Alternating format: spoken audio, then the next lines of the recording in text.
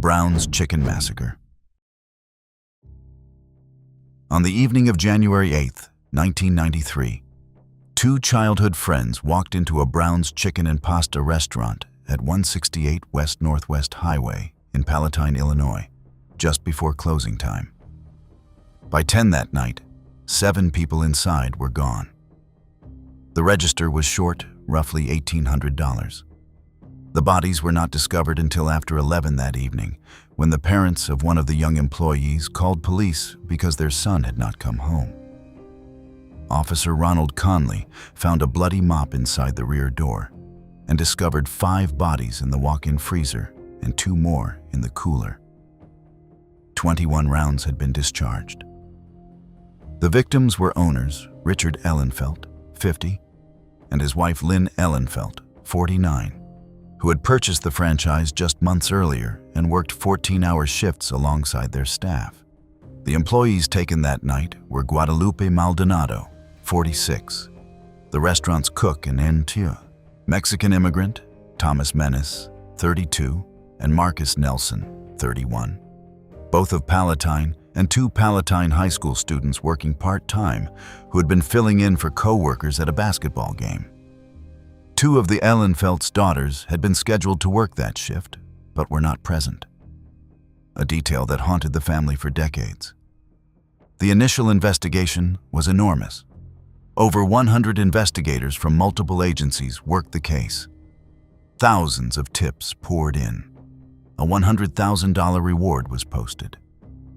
But there was one piece of evidence that would prove more important than all of it combined. Forensic investigator Dr. Jane Homeyer noticed that a single chicken dinner had been purchased at 9:08 that evening, the final transaction recorded on the register, and its remains sat in a trash can while every other can in the restaurant was empty. She preserved the chicken bones in a freezer, but DNA technology in 1993 was not advanced enough to analyze the saliva on those bones.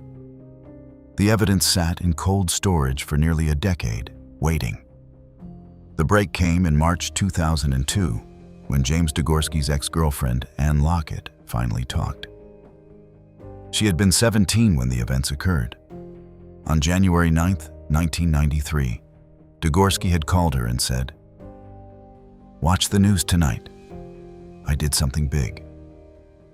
After her discharge from hospital, Degorski and his accomplice Juan Luna gave her a detailed account, and Degorski threatened to end her life if she told anyone. She kept the secret for 9 years. On April 3, 2002, police obtained a cheek swab from Luna. On May 7th, the crime lab confirmed that Luna's DNA matched the saliva on the chicken bones, with the probability of a random match at 1 in 2.8 trillion for Hispanic individuals. A partial palm print on a discarded napkin also matched Luna. Both men were arrested on May 16th, and both confessed. Luna was 18 at the time. He was a former employee of the restaurant who had worked there through a high school vocational program and knew it had no alarm system. James Degorski was 20, Luna's childhood friend. Where Luna was described as quiet and religious, Degorski was controlling and aggressive. According to trial testimony, Degorski wanted to see what it was like to take someone's life. Luna was found guilty of all 7 counts on May 10, 2007, and sentenced to life without parole. The jury voted 11-1 for the ultimate penalty, 1 vote short.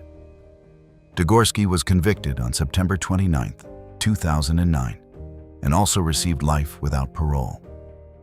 In a bizarre twist, Degorski was awarded $451,000 in a lawsuit after a Cook County jail guard broke his jaw on the day of his arrest, a ruling that outraged victims' families. Both men are currently serving life without parole. Following Stateville Correctional Center's closure in March 2025, Luna was transferred to Danville Correctional Center and Degorski to Graham Correctional Center. The massacre devastated the Browns Chicken franchise. Sales dropped 35%. The company filed for bankruptcy in 2009. The Palatine restaurant was demolished in 2001. A bank now stands on the site. But while the Brown's chicken case took 9 years and a chicken bone to solve, the next one was ruled an accident from the start, and it took the disappearance of another woman entirely to reveal the truth. Kathleen Savio. On March 1st, 2004, 40-year-old Kathleen Savio was found in the bathtub of her Bolingbrook, Illinois home. Her nude body was face down in a dry tub in a fetal position, feet pressed hard against the wall with a 1-inch gash on her head and extensive bruising. No towels, clothing, bath mat, or rug were anywhere near the tub. Pathologist Dr. Brian Mitchell ruled the cause as accidental drowning, speculating she had slipped. A coroner's jury agreed. The case was closed. Kathleen Savio was born June 13, 1963, the youngest of 4 children. She earned an associate's degree in marketing from Triton College and worked as an accountant. She married Drew Peterson, a Bolingbrook police sergeant, on May 3, 1992. Peterson was a decorated officer named Police Officer of the Year in 1979, but had been fired in 1985 for misconduct before a judge reinstated him. Kathleen was his 3rd wife. His 2nd wife, Vicki Connolly, had alleged he threatened to take her life and make it look like an accident. The marriage fell apart after Kathleen discovered Peterson was involved with a teenage village employee named Stacy Cales. Between 2002 and 2004, police were called to the Peterson home 18 times. In March 2002, Kathleen filed for an emergency order of protection, writing, "He wants me dead, and if he has to, he will burn the house down just to shut me up." Their divorce was finalized October 10, 2003. Drew married Stacy Cales 8 days later. At the time of her passing, Kathleen was weeks away from a hearing where she was likely to receive the house, support, a share of Drew's pension, and substantial cash. Everything changed after Stacy Peterson disappeared on October 28, 2007. Will County State's Attorney James Glasgow reopened the Savio case. Kathleen's body was exhumed on November 13, 2007. Forensic pathologist Dr. Larry Blum and famed examiner Dr. Michael Baden independently concluded cause was drowning, but manner was homicide. Blum found the head laceration was caused by a hard blow inconsistent with a bathtub slip, injuries on both the front and back of the body that were impossible from a single fall, and a body position he called highly unlikely for accidental drowning. He reviewed 43 bathtub fatality cases in Illinois and found Savio's inconsistent with all of them. Peterson was arrested on May 7, 2009 on $20 million bail. His trial began July 31, 2012. The prosecution's strategy hinged on Drew's law, an Illinois statute enacted in 2008 that allows hearsay statements from witnesses who are unavailable when the defendant is responsible for that unavailability. This meant statements Kathleen and Stacy had made to friends, family, and others could be admitted, even though neither woman could testify. Pastor Neil Shorey testified that Stacy told him Drew returned home at dawn the night Kathleen passed, dressed in all black, carrying women's clothes, and told Stacy, "You know what I did." Divorce attorney Harry Smith testified. Stacy asked whether knowledge of Drew's actions could be used as leverage in a divorce. Jurors later admitted the hearsay testimony was the most compelling evidence, and they likely would not have convicted without it. On September 6, 2012, Peterson was found guilty of first-degree charges and sentenced to 38 years. In the courtroom, he screamed, "I did not do this." Kathleen's sister Susan immediately shouted back, "Yes, you did, you liar!" While incarcerated, Peterson plotted to have prosecutor Glasgow ended, offering fellow inmate Antonio Beast Smith $10,000. Smith wore an FBI wire and recorded their conversations. On tape, Peterson asked, "So how long before you think your uncle can take care of business?" and called the planned act a nice Christmas present. He was convicted on May 31st, 2016, and sentenced to an additional 40 years consecutive, bringing his combined sentence to 78 years. Now 72, Peterson is incarcerated at Indiana State Prison in Michigan City, Indiana. He appeared in court in a wheelchair in June 2025 for a psychological evaluation as part of an ongoing petition to overturn his conviction. His chances of release are effectively zero. He will die in prison. But while Kathleen Savio's case was eventually reopened because of what happened to Drew Peterson's next wife, that woman has still never been found. Stacey Peterson. Stacey Ann Cales. Peterson disappeared on October 28, 2007, at age 23. She has never been found. Her husband, Drew Peterson, remains the sole suspect, but has never been charged in her case. Stacey met Drew Peterson when she was 16 years old, working the night shift as a hotel receptionist in Bolingbrook. He was a 47-year-old police commander who would come to check on her during his patrol shifts, visiting repeatedly, a man with a badge and authority paying attention to a teenager working alone at night. They married on October 18, 2003, just 8 days after Drew's divorce from Kathleen Savio was finalized. Stacey was 19. He was 49. The age gap was 30 years. They had 2 children together, Anthony and Lacey, and Stacey adopted Kathleen Savio's 2 sons, becoming a mother of 4 in her early 20s. Friends described the relationship as initially glamorous, but increasingly controlling. Drew forbade Stacey from seeing family and friends and accused her of being unfaithful. On approximately October 26, 2007, Stacey told Drew she wanted a divorce and told family she feared for her safety. Stacey's last known communication was a phone call to a friend at approximately 10:15 in the morning on October 28th. After that call, she was never heard from again. Drew claimed she called him at 9 that evening, saying she was leaving him for another man, a claim that no phone records have ever supported. He later told the Today Show her divorce requests were based on her menstrual cycle. Friends and family said Stacey would never have voluntarily left her children.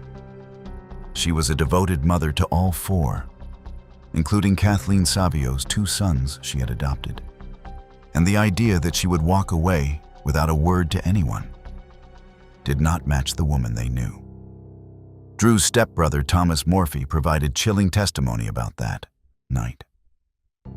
The day before Stacey's disappearance, Drew drove Morphy to a park and asked, "How much do you love me? Enough to kill for me?"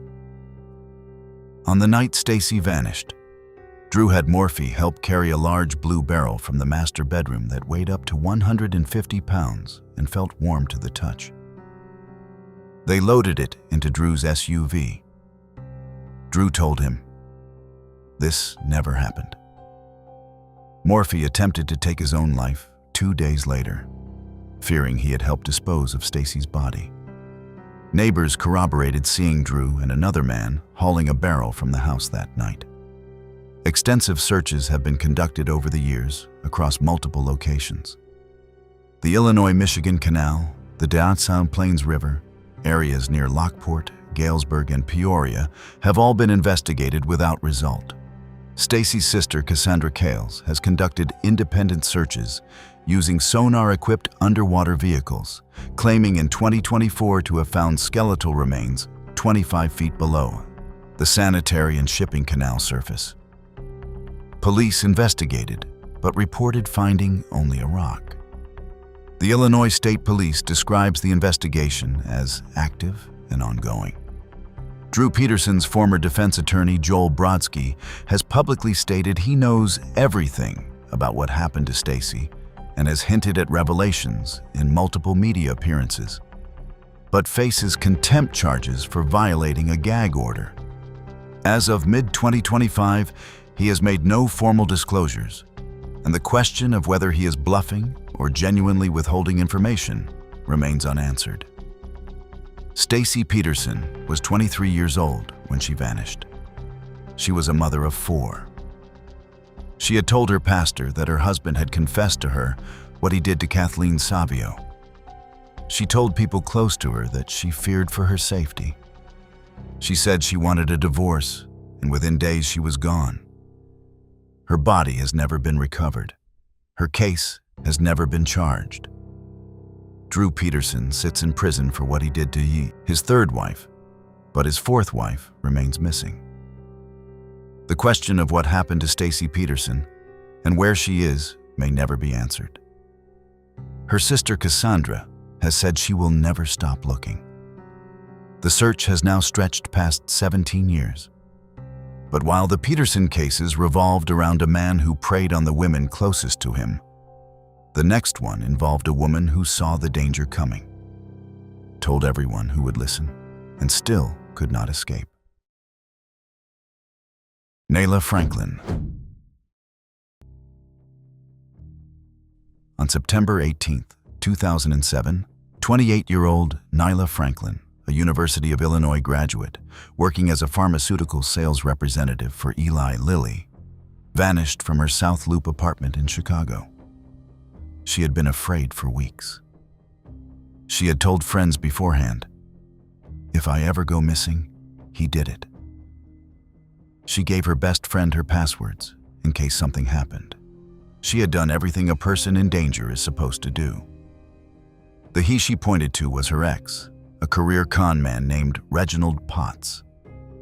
Nayla Franklin was born April 12, 1979, in Highland Park, Illinois, to a high-achieving family. She graduated from Homewood Flossmoor High School, earned an advertising degree from the University of Illinois, worked at the prestigious Leo Burnett Advertising Agency, and joined Eli Lilly in 2006 as a pharmaceutical sales representative.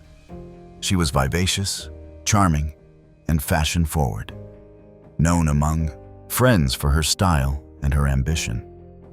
Her name means one who succeeds in Arabic. She was 28 years old and building the career she had always wanted when she crossed paths with a man who was nothing he claimed to be. Reginald Potts Jr., 30, presented himself as a wealthy real estate investor, driving a $225,000 ivory Bentley and living in a South Loop penthouse.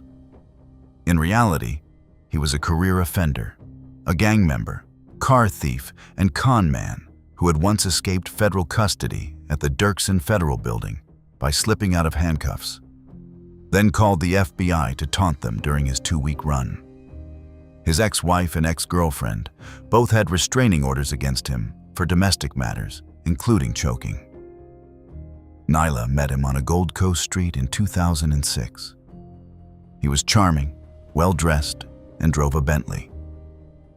Everything about him seemed legitimate. But once Nayla learned his true nature, she hired a private investigator and tried to end all contact. On September 6, 2007, she forwarded a Chicago Sun-Times article about his FBI escape to friends, blind copying Potts, which triggered his rage. He left voicemails threatening to erase her and make her disappear. Those voicemails would later be played for the jury. Building surveillance cameras captured Potts arriving and leaving with Nayla at 1:10 in the afternoon on September 18th, the last time she was seen alive. Afterward, cryptic text messages were sent from her phone, likely by Potts, to create the impression she was still alive and had simply left town. She missed work the next morning, which was completely unlike her. Her company car was found wiped clean in Hammond, Indiana, 1 block from where Potts had a friend pick him up. On September 27th, 9 days after she vanished, officers found her body in overgrown weeds behind a vacant video store in Calumet City, a building owned by Potts' brother-in-law. Cause was asphyxiation. Investigation revealed Nyla's iPod in Potts' apartment, renamed from Nyla's iPod to Reginald in iTunes shortly after midnight on September 19th, just hours after she vanished. Cell tower data placed both phones at key locations throughout the evening. After 8 years of delays, during which Potts deliberately manipulated the court system by alternately insisting on self-representation and then changing his mind, forcing continuances and new preparation time each cycle. The trial finally occurred in late 2015. On November 10, 2015, he was found guilty after just 2 hours of deliberation. The jury saw through everything: the Bentley, the penthouse, the aliases, the 8 years of legal games. Judge Thomas Gaynor sentenced him to life without parole on March 8, 2016, declaring, "You are a cold, calculating, conniving coward of a con man. You didn't erase her, Mr. Potts. She lives on." Potts is currently incarcerated at Lawrence Correctional Center in Sumner, Illinois. A federal habeas corpus petition filed in July 2024 remains pending. Nyla Franklin told everyone who would listen what Potts was. She gave her friend her passwords. She said, "If I go missing, he did it." She was right about all of it, and it still was not enough to save her. But while Nyla Franklin's case was a story of one woman targeted by one man, the next one tore through an entire family in a single morning. And it happened to one of the most famous people in the world. Jennifer Hudson's family. On October 24, 2008, 3 members of Jennifer Hudson's family were found in their Englewood home on Chicago's South Side. Her mother, Darnell Donnerson, 57, and her brother, Jason Hudson, 29. The scene inside the home was devastating. Darnell had been struck while trying to defend herself with a broom in the living room. Jason was found in his bed. Jennifer's young nephew, Julian King, was missing. His bed was empty. His coat was gone. An Amber Alert was issued immediately. For 3 days, the city searched for Julian. On October 27th, his body was found in a stolen SUV on Chicago's West Side, covered in a shower curtain. The keys to the vehicle were found in the pocket of the man who would be charged. William Balfour, 27, the estranged husband of Jennifer's older sister, Julia. Darnell Donnerson was the family's anchor, a church secretary who had accompanied Jennifer to the 2007 Academy Awards when she won Best Supporting Actress for Dreamgirls. She had walked the red carpet with her daughter and stood beside her on the biggest night of her career. Jason Hudson lived in the family home and walked with a cane after being struck in the leg in Gary, Indiana. Julian King, whom Jennifer called Tooga Bear, was Julia's son and Balfour's stepson. Balfour was a career offender since his teenage years, a gang member and carjacker convicted of attempted charges in 1999 and on parole at the time of these events. Jennifer testified she had known Balfour since 8th grade and always deeply disliked him. She had tried to warn Julia. The family had tried to keep distance, but Balfour would not let go. The motive was jealous rage. After Balfour and Julia separated in May 2008, Balfour stalked the family relentlessly. He followed Julia to work. He appeared outside the Englewood home at all hours. He repeatedly threatened, "If you leave me, I'll kill you. I'll kill your family first. You'll be the last to die." Family members reported the threats, but Balfour was not deterred. The morning after Julia's birthday, Balfour entered the home and carried out those threats. Julia returned from her bus driver job to find a bullet hole in the front door and her mother's body. Julian was gone. Jason was still in his bed. An Amber Alert was issued for Julian immediately. The entire city was looking for the boy. 3 days passed. On October 27th, Julian was found in the stolen SUV on the west side, covered in a shower curtain. The keys to the vehicle were found in Balfour's pocket when he was taken into custody. The trial took place in April through May 2012 before Judge Charles Patrick Burns. Cell phone records, which jurors later called the key evidence, placed Balfour near each location at the relevant times on the morning of October 24th. His phone pinged from towers near the Englewood home and then tracked his movement across the city. 83 witnesses testified over 11 days, building a circumstantial case that was overwhelming in its totality. On May 11, 2012, the jury found Balfour guilty on all counts. Judge Burns sentenced him to 3 consecutive life sentences without parole plus 120 years, telling him, "You have the heart of an Arctic night. Your soul is as barren as dark space." Balfour is incarcerated at Pontiac Correctional Center in Illinois. His appeal was rejected. The U.S. Supreme Court refused to hear his case. Jennifer Hudson's response was remarkable for its grace in the face of unimaginable loss. She and Julia issued a joint statement extending a prayer from the Hudson family to the Balfour family and asking for peace. On Oprah, Hudson said of Balfour, "For the most part, it's not his fault. It's what he was taught and how he was brought up." It was an extraordinary act of compassion from a woman who had lost her mother, her brother, and her nephew in a single morning. She founded the Julian D. King Gift Foundation, which distributes school supplies on Julian's birthday and Christmas gifts to those in need, keeping his memory alive through generosity. Hudson went on to achieve EGOT status and launched The Jennifer Hudson Show, carrying her family with her through every milestone they never got to see. If you've made it this far and enjoyed deep dives into the most shocking criminal cases, hit that subscribe button and don't forget to press the bell icon. But while the Hudson case showed what happens when warnings go unheeded within a family, the next one revealed what happens when an entire city's power structure closes ranks to protect one of its own. David Koshman.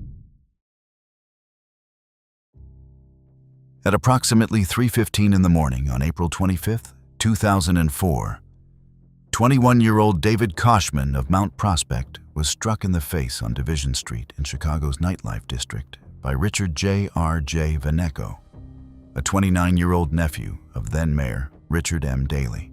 Koshman, who was 5 feet 5 and 125 pounds, fell and cracked his skull on the pavement.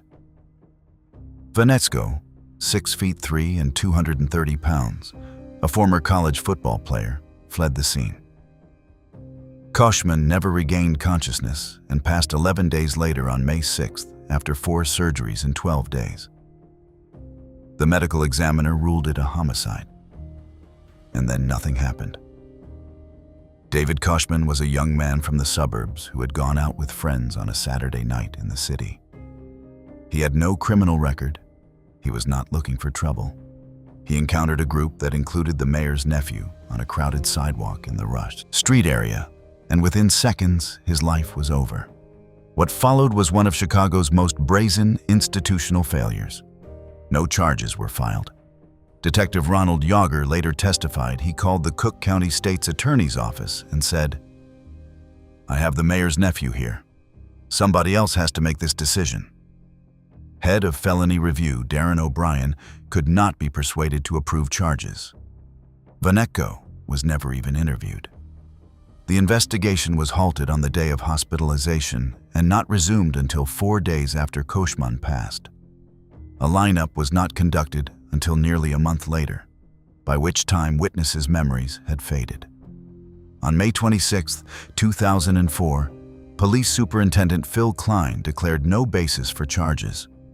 The case files subsequently disappeared.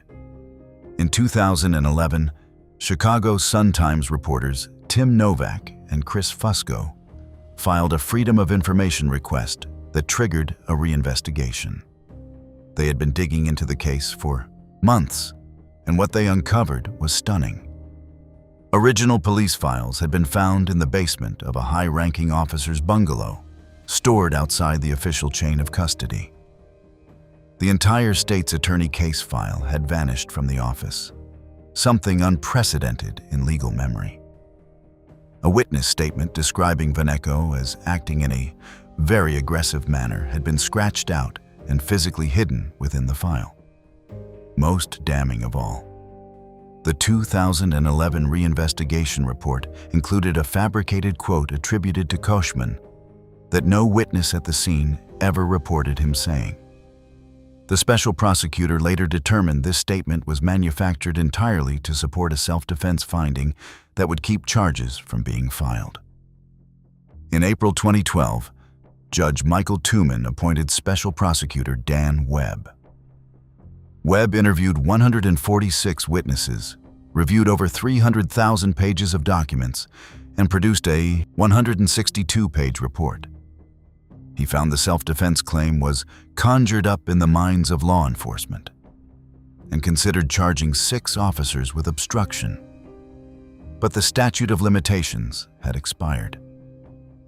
Vaneko was indicted on December 3, 2012, for involuntary manslaughter and pleaded guilty on January 31, 2014. His sentence: 60 days in jail, 60 days of home confinement, 30 months of probation, and $20,000 in restitution. He paid $16 per day at the McHenry County Jail. He is the only member of the Daley family ever convicted of a felony. The city of Chicago settled with Koshman's mother, Nancy, for $250,000.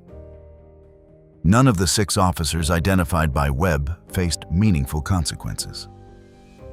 Sergeant Sam Carone, the only officer who went through the full disciplinary process, received merely a reprimand and was promoted to lieutenant in 2022 and served as acting commander at Area 3 by June 2025.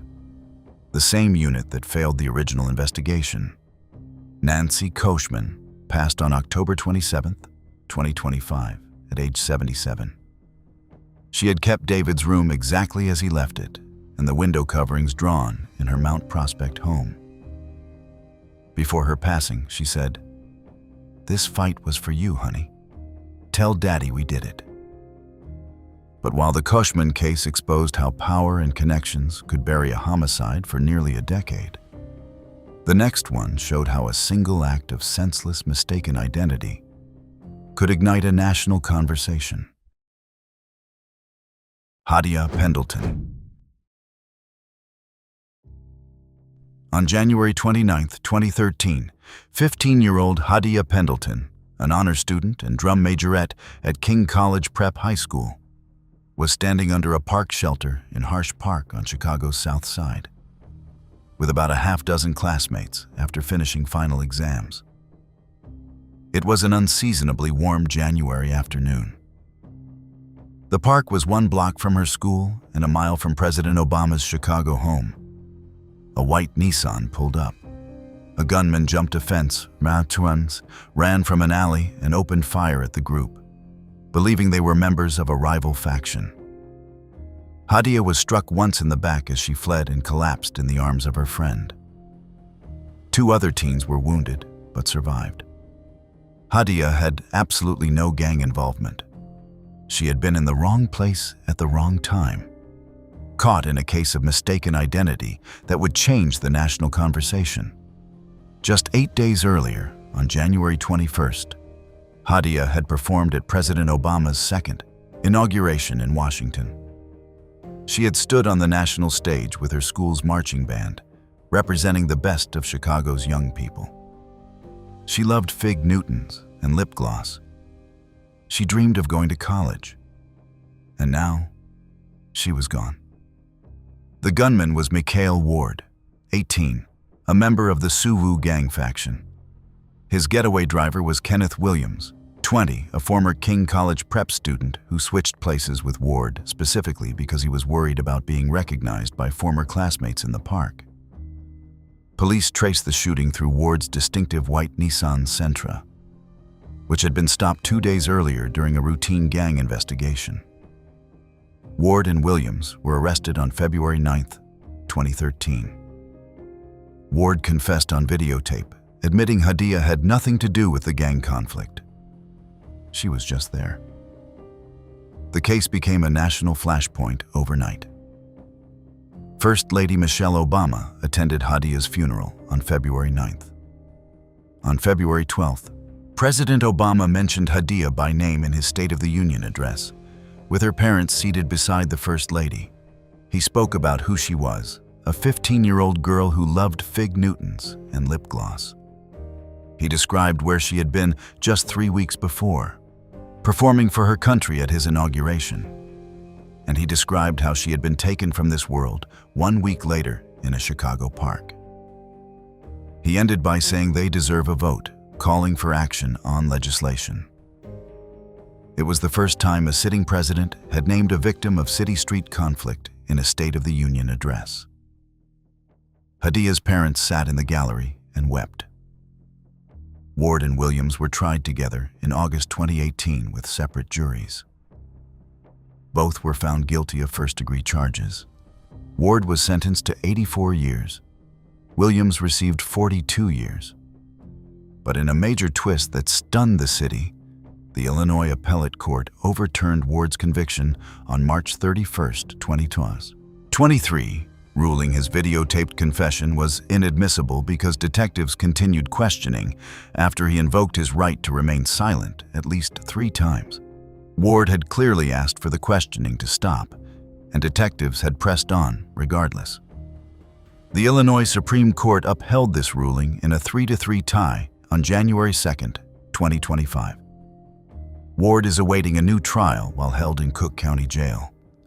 Without the confession, prosecutors face a much weaker case. No weapon was ever recovered. No physical evidence ties Ward to the scene. Witness identifications were inconsistent. The man who confessed on camera to taking Hadia Pendleton's life may walk free because the officers who recorded that confession did not follow the law. Hadia's friends created Project Orange Tree, choosing orange, her favorite color, as their symbol. This grew into the Wear Orange campaign, launched on what would have been Hadia's 18th birthday, June 2, 2015, in partnership with Everytown for Gun Safety. June 2nd is now recognized as National Gun Violence Awareness Day. Her parents, Cleopatra Cowley Pendleton and Nathaniel Pendleton Sr., founded Hadia's Promise, a nonprofit working through education and youth scholarships.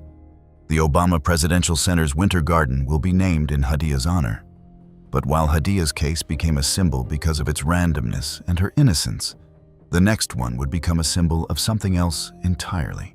What happens when the people sworn to protect are the ones who take a life. Laquan McDonald. On October 20th, 2014, Chicago police officer Jason Van Dyke fired 16 rounds into 17-year-old Laquan McDonald as the teenager walked down the middle of South Pulaski Road, moving away from officers. The dash cam video, suppressed for 13 months, revealed that virtually every element of the official police account was false.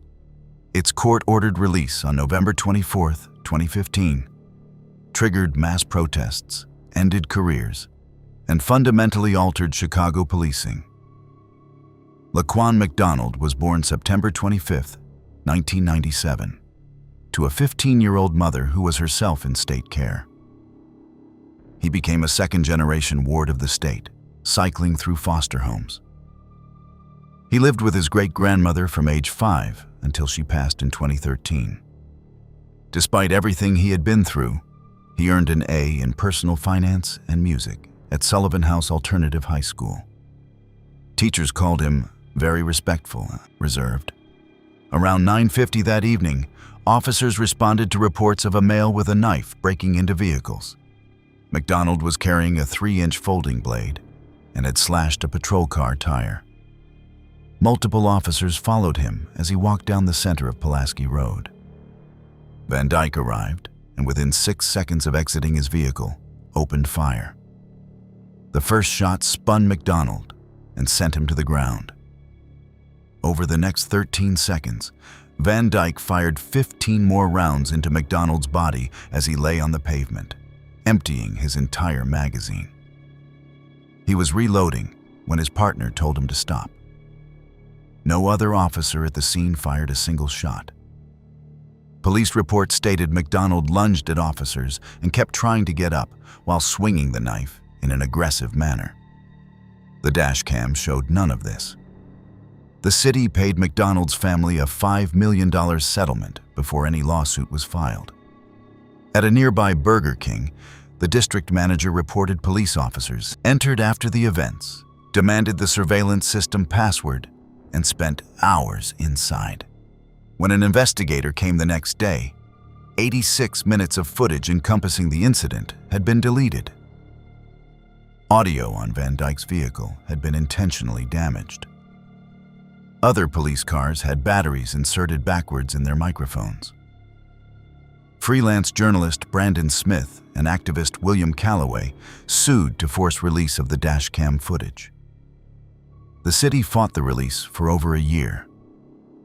When Judge Franklin Valderrama finally ordered it made public, the video went live on November 24, 2015, the same day Van Dyke was charged with first-degree charges. What the public saw bore no resemblance to the official account. MacDonald was walking away. He was not lunging. He was not swinging a knife. He went down with the first shot, and the remaining 15 were fired into his body as he lay on the pavement. Protests erupted immediately across the city. On Black Friday, demonstrators shut down the Magnificent Mile, one of the most famous shopping streets in America. The rallying cry became 16 shots and a cover-up. Police Superintendent Gary McCarthy was fired on December 2nd. Cook County State's Attorney Anita Alvarez lost her primary to Kim Foxx in March 2016, with the MacDonald case a central issue in her defeat. Mayor Rahm Emanuel did not seek a third term. The Department of Justice launched a civil rights investigation and found CPD engaged in a pattern or practice of unreasonable force. Van Dyke's trial began September 2018. On October 5th, he was found guilty of second-degree charges and all 16 counts of aggravated battery, becoming the first Chicago officer in approximately 50 years convicted for an on-duty incident. He was sentenced to just 81 months, far below what many expected. 3 officers charged with conspiracy and cover-up were acquitted in a bench trial on January 17, 2019. Van Dyke was released on February 3, 2022, having served roughly 3 years and 3 months. Federal prosecutors announced no federal civil rights charges would be filed. The case produced a federal consent decree approved January 31, 2019, mandating sweeping CPD reforms. As of late 2025, CPD has achieved only 23% full compliance. Use of force incidents have increased for 4 consecutive years. The city has budgeted $887.6 million for implementation, but has consistently underspent.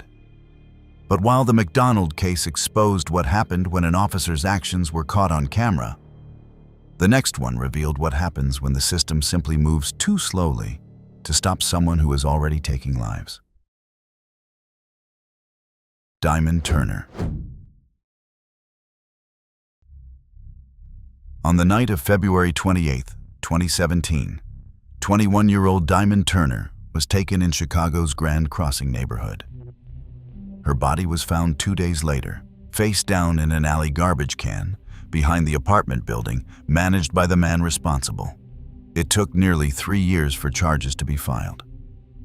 During that delay, the suspect was connected to at least one other passing. Diamond was described by her Aunt LaTonya Turner as sweet as pie and would do anything for anyone. She had no criminal history.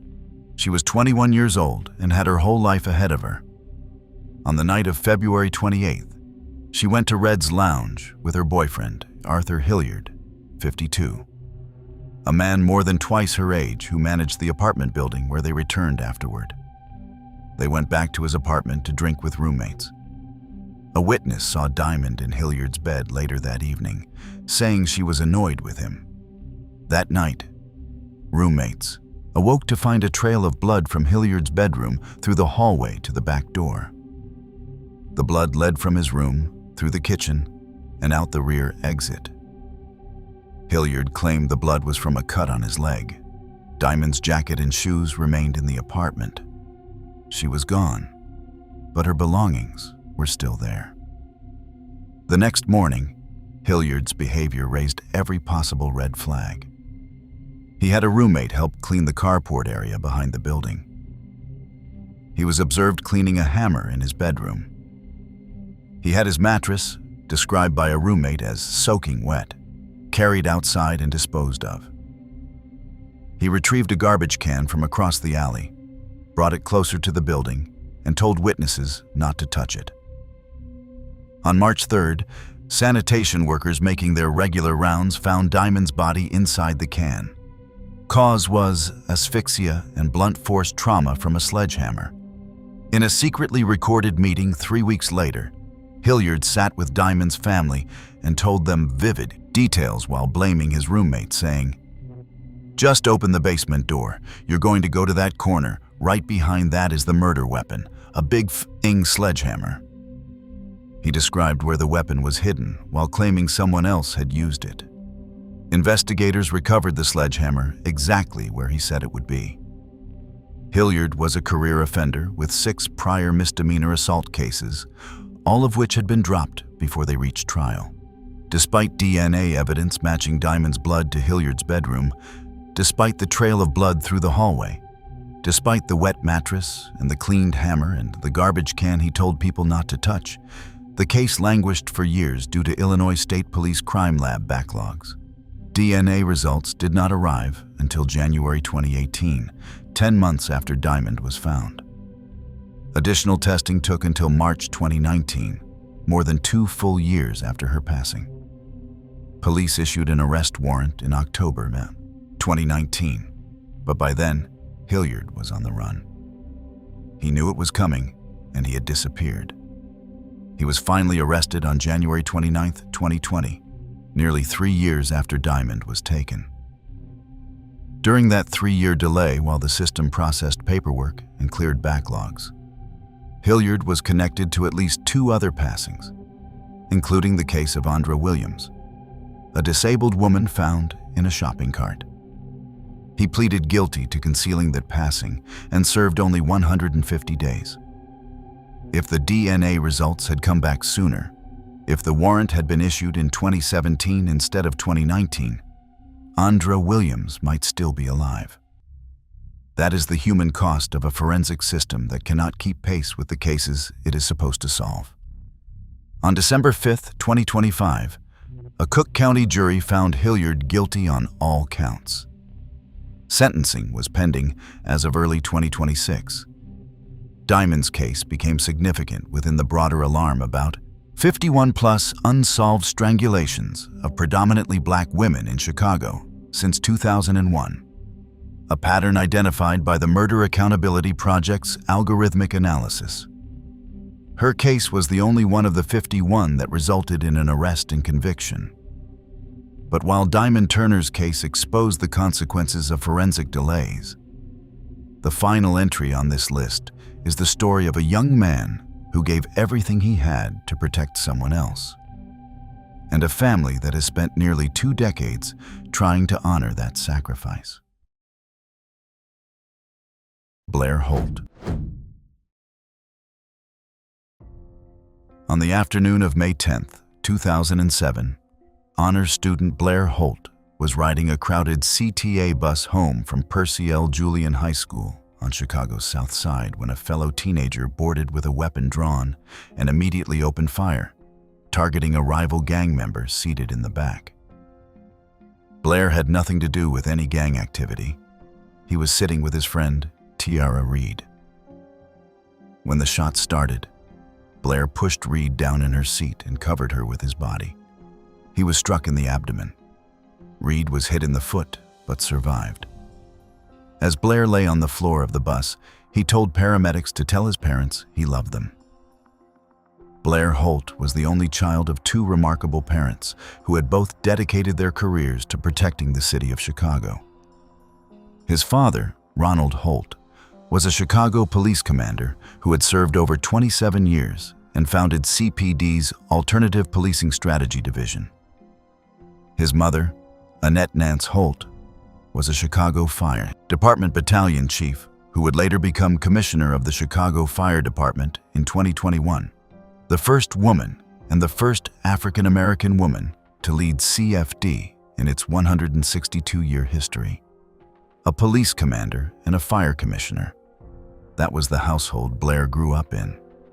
He loved books about Malcolm X and Martin Luther King Jr., wrote rap lyrics in his spare time, and dreamed of attending Clark Atlanta University to start a record company. He was an honor roll student who his mother described as beyond his time, being so socially conscious. The gunman was Michael Pace, who boarded the bus with a .40 caliber semi-automatic handgun. The intended target was uninjured and escaped. Blair, who had shielded his friend, took the fatal round. 5 passengers total were struck. 3 others besides Reed were also injured. The weapon was supplied by an associate named Kevin Jones. Both were arrested within days, charged as adults, and identified through CTA surveillance footage. Pace pleaded guilty in June 2009 to 2 counts of first-degree charges and 2 counts of aggravated battery. He was sentenced to 100 years, 60 for the primary counts and 40 for battery. When asked to speak at sentencing, Pace smiled and said, "I'm good." Ron Holt responded, "That smirk that he put out there today, he can smirk all he wants, but it's going to be 100 years. Kevin Jones received 10 years for conspiracy. However, in 2015, an appellate court overturned the sentence, ruling the original judge had gone beyond the facts. In January 2018, Judge Matthew Coughlin resentenced Pace to 75 years, noting new Illinois laws requiring consideration of youthful offenders' immaturity, but citing Pace's 47 disciplinary tickets in prison as evidence he had not changed. Pace, now approximately 34 to 35, will not be eligible for parole until roughly age 85. At Blair's funeral, U.S. Representative Bobby Rush promised to introduce legislation in Blair's name. The Blair Holtz Firearm Licensing and Record of Sale Act has been introduced to Congress at least 6 times between 2007 and 2024, proposing a federal licensing system for handgun and semi-automatic possession, universal background checks, and a federal record of sale system. It has never passed either chamber, blocked each time by opposition groups. After Rush's retirement in 2022, Senator Tammy Duckworth and Representative Jonathan Jackson reintroduced it in 2024. Nearly 2 decades after Blair's passing, the legislation bearing his name has not become law. Blair's parents co-founded Purpose Over Pain, a nonprofit supporting families affected by loss, alongside Pam and Tommy Bosley, who lost their own son Terrell to similar circumstances in 2006. The city designated the street in front of Julian High School as Blair Delane Holt Way on the 10th anniversary of his passing. Tiara Reed, the friend Blair protected on that bus, the girl he pushed down in her seat and covered with his own body, went on to enroll in the FBI Academy. She said her goal was to serve and protect all the Blair Holts of the world. Blair Holt was 16 years old. He had 2 parents who dedicated their lives to public service. He saw his friend in danger, and he did not hesitate. This was all from our side today. Thanks for watching. Click here to check out another video.